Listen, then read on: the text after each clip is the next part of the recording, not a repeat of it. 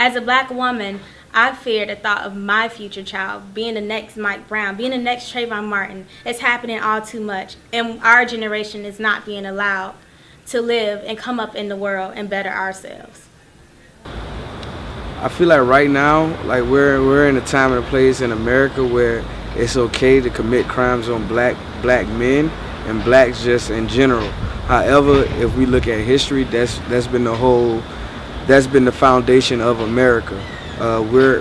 We as Africans, we're in a place that we're not welcome, and we're trying to make ourselves feel welcome. So we're going to continue to. There's going to continue to be issues with police brutality on black males. I feel that we as black people can't take situations like this lightly, simply because the more we take of it, the more they feel like they can get away from it. They can get away with it. So I feel like as a black community, we have to just stand up and say no more. Like when everyone went to Ferguson and they started protesting, I feel like we have to do more events like that. We have to get out more, and we have to let them know that that's something we won't stand for, because everybody in the world, not everybody, but most people want to have children, and most people don't want to bring their children up in a world where they don't know that their son may walk to the store or go play basketball and he may not come back home, and simply because of an authority figure or somebody we see as supposed to protect us feels the need that they can just shoot us, gun us down, and have no consequences, no repercussions for it. So I just feel like, in short, that we as a black community have to come together and say no more. We won't take this anymore. We won't continue to let these things happen.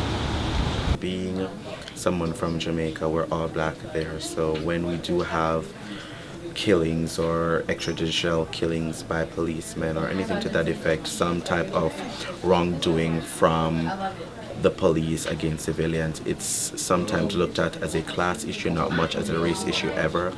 But then coming here, it's all different, because you realize that there is a big racial divide, especially when it comes on to civilian and police interactions, and the whole background story now.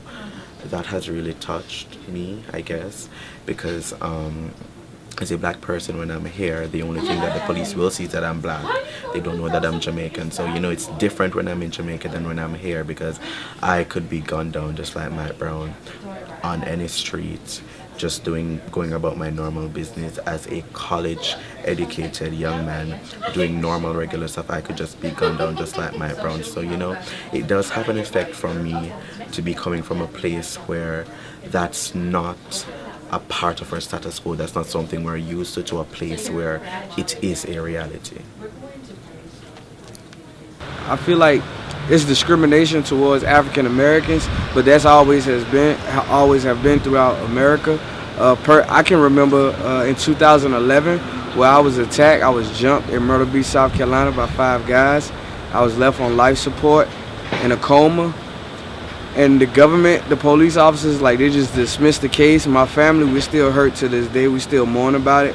We have overcome it, but there's still doctor bills that have to be paid and things like that. So the bigger picture is that when I got attacked by these five guys that were white guys, I got attacked like brutally beaten in the middle of the street, and people watch.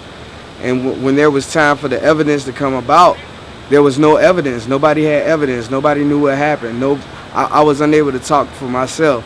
And that really makes me look at the Mike Brown case like it's unfortunate that as African American males, we're not safe in our own skin because of the color. It saddens me. It's very depressing.